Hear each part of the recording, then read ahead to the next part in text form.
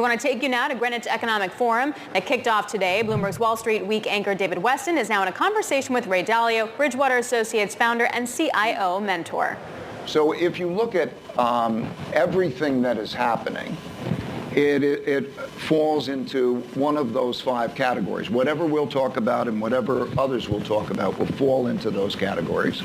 And then it's the interactions of those categories that creates the dynamic. So for example, if you have a debt situation that's problematic, and you have the sort of irreconcilable gaps that exist between, let's say, the left and the right who doesn't follow things, may not follow the rules, you have a dynamic that is a lot of tension that produces those conflicts. So that's why those five. So I want to keep that in mind. There are those five, there's the interactions between those, and that's what we're going to talk about. And it's very helpful, and it also accounts for almost everything in the news, everything we covered with the possible exception of Taylor Swift. I'm not sure you covered Taylor Swift in there.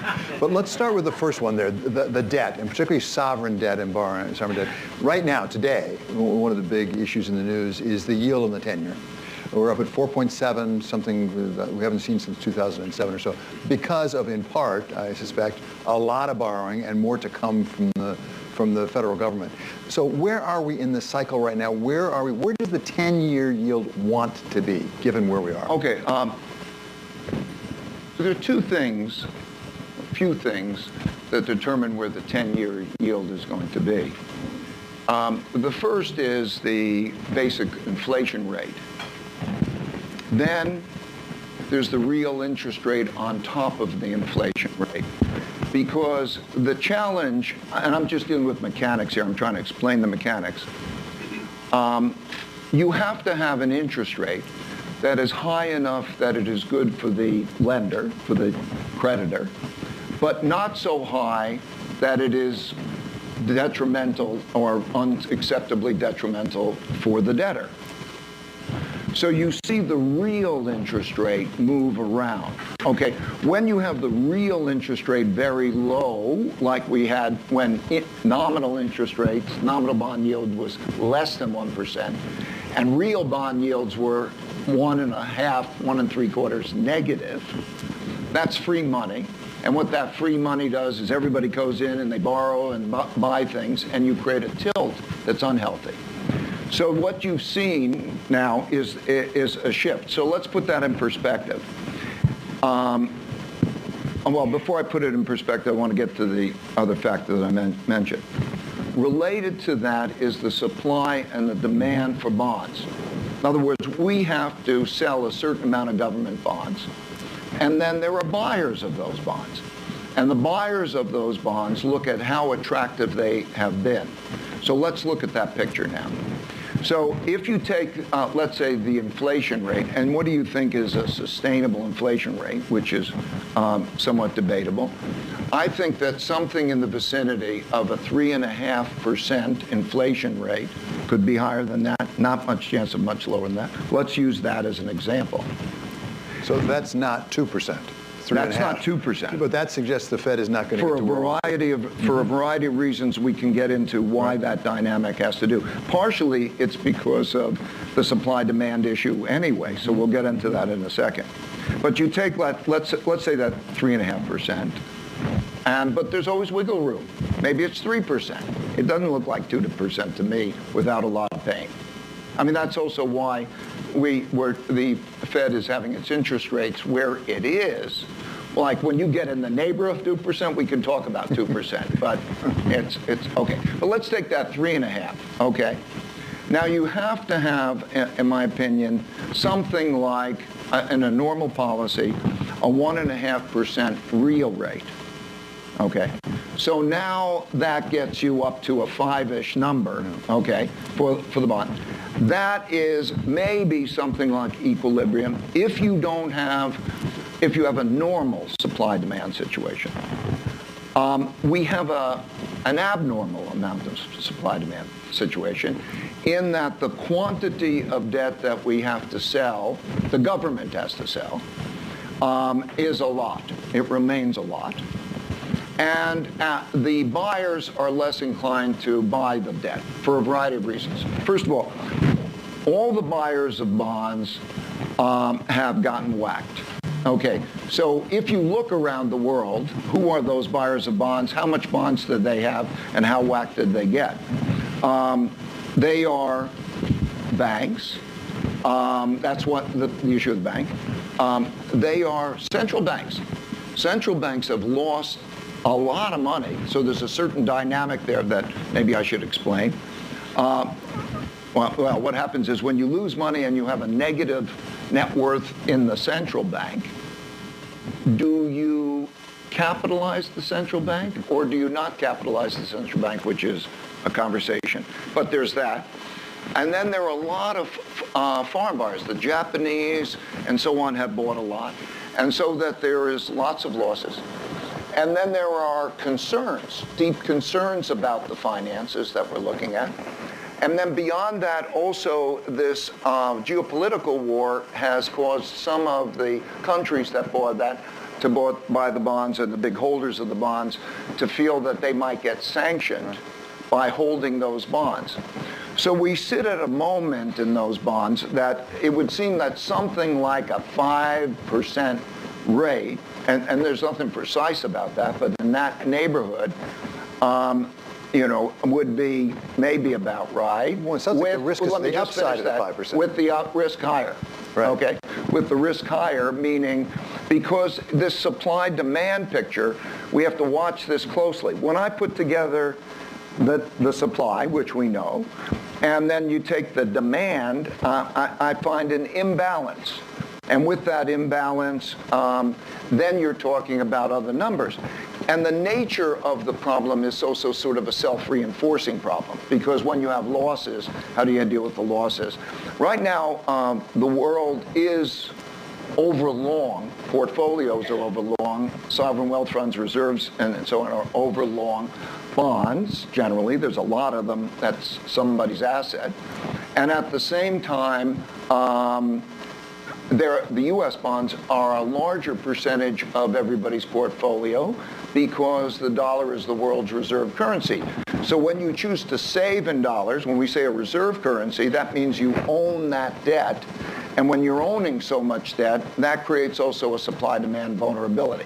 I'm sorry for the long-winded explanation of the mechanics, but my goal is to sort of pass along the calculations and the mechanics so other people can think about it that way rather than me just say that I think the bond yield's going to be. I remember once at a Berkshire Hathaway meeting I went to in Omaha, Warren Buffett was asked, if you need to know one thing 10 years from now, what would you want to know? He said, the yield on the 10-year. That's right. That's the one thing I want to know. So it's something we need to understand. But what does that mean for the growth in the economy? Let's assume your assumptions are all right, that we are there. What does that mean? Can we have high rates and still have high growth? Yes.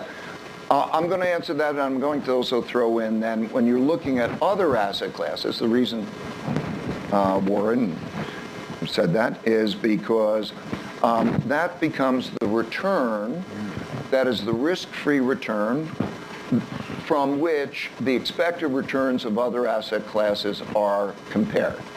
And so when we look at equities, what we say is, what's the expected return of equity? So we look at its yield, okay, just to cut through it quickly. It has about a 5%, 5 or 6% expected return. And because of that, that bond yield is a challenge for the equity markets, right? Okay, so then we've covered that, and then we can get into credit spreads and other things, but that's why the 10-year is important. What was your question again? My question is, what does this mean for growth, economic growth? For growth, okay. Another way to put it is, are we about to break it? Are we about to break the economy? What's happened is that the government got into debt, so the private sector would be relieved of debt. And that's the essence of what's going on. So, in other words, what they did in COVID and beyond is to send out a lot more checks than there were losses in income from businesses and so on to have a lot more money. And as a result of that, the private sector is doing a lot better, and the government sector is the problem in terms of taking that on, in terms of balancing that. That's just the mechanics of what's going on. What happens is, as you raise the interest rate, then of course you have to ration credit. Okay, you either one way or another if interest rates go up, and that rationing of credit means that it slows the demand. So we're having this slowdown happening in a relatively orderly way because, let's take the household sector. The household sector's balance sheet has been improved much better than it was before. And then incomes with low unemployment rate and relatively high compensation increase have done very well. Plus there was this inventory of money that was large, and it is going down. So what we see is a natural slowing, that there should be a significant slowing in the demand as that interest rate then passes through, and that's what we see. That's what we see in the economy. It's a natural slowing, but it was given more than a little shove by the Fed. I mean, they raised the interest rates quite a bit. Is it a false choice between, on the one hand, curtailing inflation and getting robust growth? Because it looks right now that the Fed is consciously saying we need to slow things down to deal with inflation, but it really is going to hurt growth. Well, it also is this supply-demand government debt problem. Yeah. Okay, let's be clear that we have a government debt problem. We have a major government debt problem.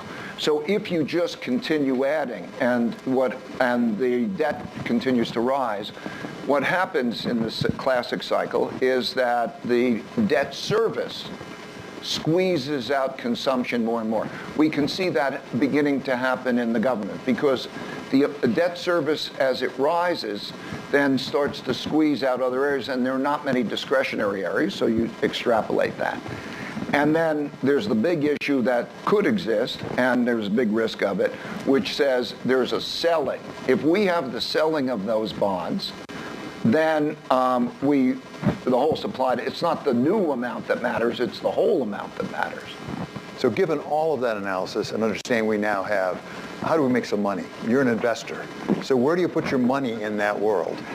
Well, I want to say, I'm going to answer in two ways. I'm going to say that first, there's a saying in the markets, he who lives by crystal ball is destined to eat ground glass. Okay. What I mean is, what you don't know is very important relative to what you do know. And for that reason, understanding how to properly balance and diversify a portfolio, and that diversification should be of countries, currencies, and asset classes, is something that's important. For most investors, to make tactical decisions is not going to be the best thing they can do. They'll do that badly. And when you come to conferences like this, you will get different points of view. Right. But unless you actually have a system and you mechanize, and we put hundreds of millions of dollars, lots of money, maybe $1 billion, I don't know, into doing it technology and so on to try to get an edge. So, number one is respect what you don't know and know how to diversify well. Because diversifying allows you to reduce your risk by up to 80% without reducing your income, without your reducing expected return, if you know how to do that well. Okay. Then I think then what you have to do is you have to look at the relative appeal of asset classes. So when I go through that calculation, the relative cash now has a relatively attractive appeal. Sort of people, when I said cash is trash, and that got a lot of attention. But that's when cash was nil. Okay. Now, when you look at the expected returns for this moment, cash is a relatively attractive asset class at this moment. It's not just attractive because it has a relatively decent, not great, but decent expected. In other words, it has something like a 1.5% real return. Okay, not bad. And not bad in comparison to the other things. And it doesn't have price risk. So it looks relatively attractive, but let me complete the answer before you, because I see you're pulling at the bit. But then also, I think in this environment, and given the whole picture of all the things at work, there are three things that I look at as to where to invest. I want sound finances. So I look at income statements and balance sheets of countries. I want to invest in countries where they earn more than they spend, and they have more assets than liabilities. Okay. Second, I don't want to have where there's a lot of internal conflict, because the internal conflict is very dangerous. We haven't gotten to the political. We're still in the bond market. It's coming. Okay. But when we take a look at that element, that's a dangerous element, okay? And number three, I don't want to be in a place where there's going to be an international war. Because that's detrimental. In history, when there were these types of conflicts, the neutral places actually did better than the winners in the conflict. What I was going to ask about is price risk, and particularly with respect to bonds, because right now you can get some bonds, even for some investment grade bonds and otherwise, that have a pretty high rate on them. But instead of that, you'd rather be in cash, and is that because of price risk? Because you think what the future holds? Well, I think what you think is a high rate is only biased by the terrible rate that you got used to. Okay, so if you take, let's say, the real rate right now, you're looking at now close to a 2%, roughly about a 2%, which isn't bad. But it isn't, in a historical sense, it isn't great either. Great is like 4%, but it's not bad, and so I just want to be clear. And then you have the price risk. So let me ask you about equities. From everything you said, it doesn't sound like risk assets are really attractive, but let me draw from your fifth force, and that is innovation, creativity, AI. Is there an exception right now in the marginal allocation of equities when it comes to big tech for AI? Yeah, this, in my opinion, is going to be a super huge impact. Generative AI and so on. I won't get into all the reasons why, but I think it's going to be an impact. Then there are those who are doing it, and then there are those who are going to use it. I think a lot of those who are doing it and inventing are in a bubble. I mean, they're very expensive, and they themselves will be disrupted by others. It's the nature of that beast. So it's very, very difficult at these prices and so on to do that. Those companies that are really knowing how to use it and to gain competitive advantage will do well. Generative AI overall for the economy, is there a chance of letting it help us grow out of the government debt problem you had? Yeah. Because if we really increase productivity substantially, that must help us on the government debt. Certainly. It can have an enormously beneficial productivity impact. For example, but it has a big impact. So, for example, combining AI and robotics, which is a new thing, is essentially making people. And so those people don't have to work. But then you still have to deal with, okay, what does that mean? We have a situation, a basic dynamic here, in which some people benefit hugely, and then some people, it's absolutely terrible for them. And it's not just the middle class. So, give you an idea, there are 3,100 counties in the United States. Counties is the smallest economic unit, a county. 85% of those counties voted for Republicans and want to go back to, in a sense, more conservative roots. And then you have, you could see how the red and blue lights up.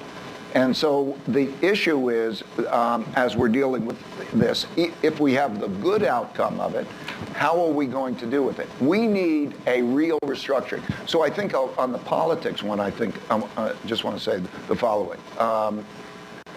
We are at risk of a civil war of sorts, right? We are at risk of a civil. In other words, what I mean is that there are irreconcilable differences, not only in the issue of wealth, but the issue of values, okay?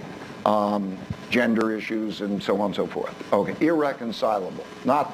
And there's a questioning of whether the system is fair and will work well.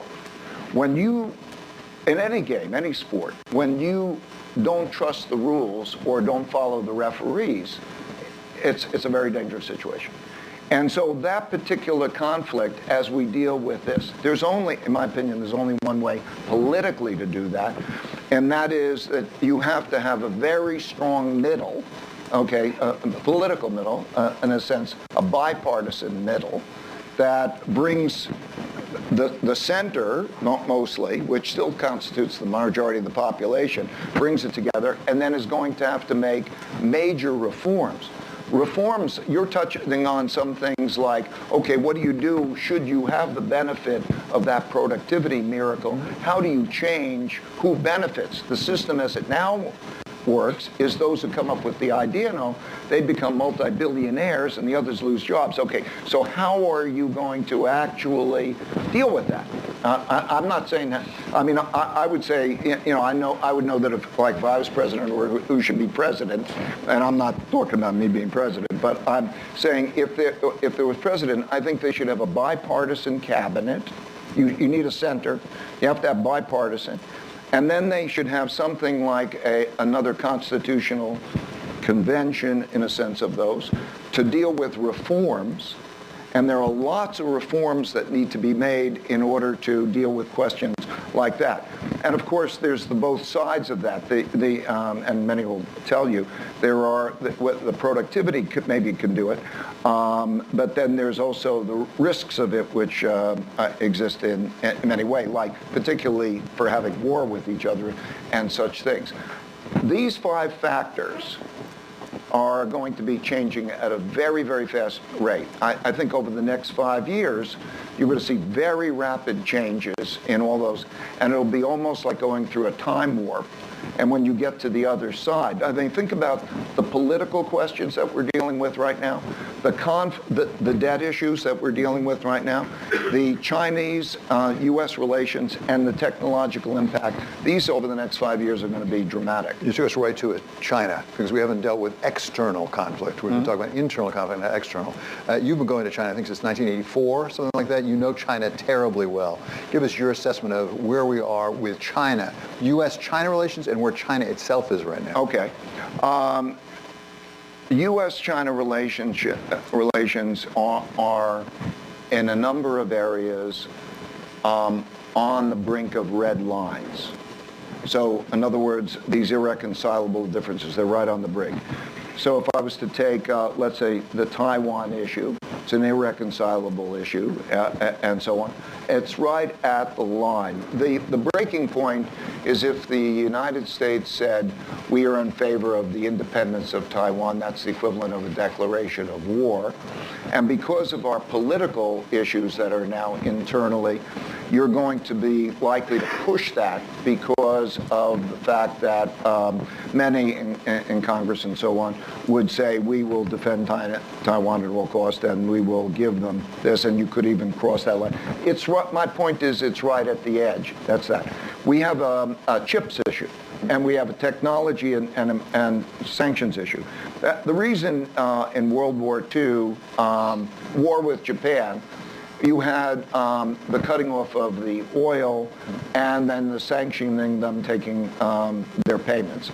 So you have a somewhat similar situation. Chips is like oil back then, and it's a very, very, very delicate issue. You have the geopolitical issue, which also is manifest in each of them and so on supporting Ukraine, and other geopolitical issues which are also right at the edge. Neither country wants to go to war. Everybody's afraid of what that war would be like because it would be devastating economically and politically. So you will see sort of the postponing. These issues will remain and probably intensify over the next 5 to 10 years, but they will be at that edge. So you're going to see in November, there will be in San Francisco the APAC conference, and you will see President Xi get together with President Biden.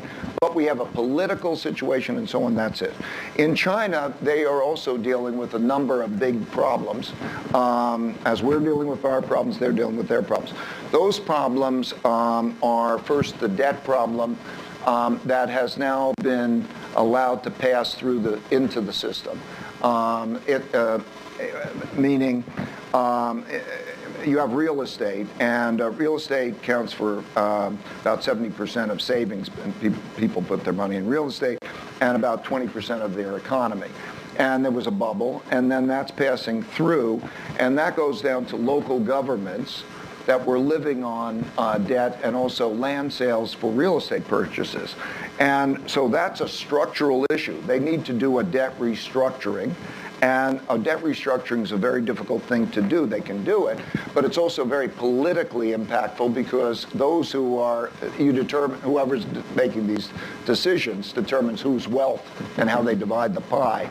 So you have that going on. You have a move to what President Xi calls the 100-year storm on the horizon. In other words, he believes there's a 100-year storm on the horizon. That's the sort of things that we're now talking about. And with that 100-year storm on the horizon, you have a very autocratic, in other words, if you don't behave well, you'll lose your head, and so on. And that kind of environment, which, by the way, in war periods and so on, has been what most countries have moved toward or something. And so that's having an effect on the economy. We have the U.S.-China conflict itself, which is affecting what companies do. Do I want to be in China or do I want to be in Vietnam? That's one of the things that's benefiting neutral countries. So they think, okay, the ASEAN countries, India and other places can be a beneficiary of that. Where do I want to be? But that's also hurting them. And then, of course, that we have a world economy which is relatively slow moving. That affects their exports. So they're going through a very difficult period. So let's try to end this on a high note. Middle East, of all places. Middle East. As I understand, you have an office now in Abu Dhabi. Yeah. There are a lot of reports about a possible deal, seems unimaginable, of Saudi Arabia, Israel, and the United States. Don't know if that's going to happen, but it looks like it might definitely be possible. If that happened, how could that transform, certainly that region, but maybe the global economy? Well, there's a realization there that not fighting and prosperity is better than fighting depressions. So for very practical reasons, if you take MBS, MBZ in the UAE and so on, there's a desire to move in that direction, dealing with the geopolitical issues. Those geopolitical issues are to some extent within the region, having to do with Palestinian and so on, and to some extent worldwide, like in a conflict. So the movement, you saw a movement, Saudi Arabia and Iran. Whoa, that's a big deal. And now you're seeing that line up in that way with Israel. So as I say, there are three things that I'm looking for, right? Do you earn more than you spend? They do. Do you have an environment in which there's internal vitality and people working together and so on? A lot of changes have been made in these places to make that really, I mean, it's a vibrant place. These places are talent magnets. They're competing for talent and they're getting talent because of that environment. And are you in risk of one side or another of the war, or can you stay neutral? Because the neutral countries do better. So that's what they're benefiting on. Those countries are, they're doing very well. And there will be places in the world India, ASEAN countries, and so on, which will do very well while all of this is going on. Last question, Ray. What comes next for Ray Dalio? There was speculation about going back to Bridgewater, which you've That denied. is You said it was not going to happen. But wrong. But by the way, don't trust the media. I mean, I'll attest to that. I've been here for a long time. Okay. I'm with that. But are you interested in creating your own fund other than that? No, I'm not creating my own fund. Okay, I am. I have a family office that manages family and foundation funds. Okay, and I'm doing that. But what comes next? I'm at a phase in my life where it's very natural. I'm 74 years old. And the most important thing for me is to pass along everything, okay?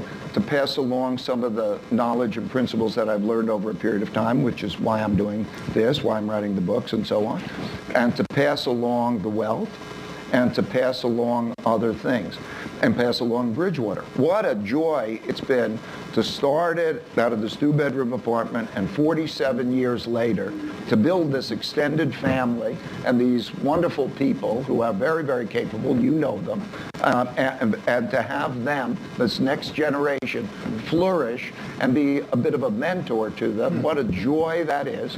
And so my objective is to do that. My son gave me a book by Joseph Campbell called Hero of 1,000 Faces. He says there's a life arc.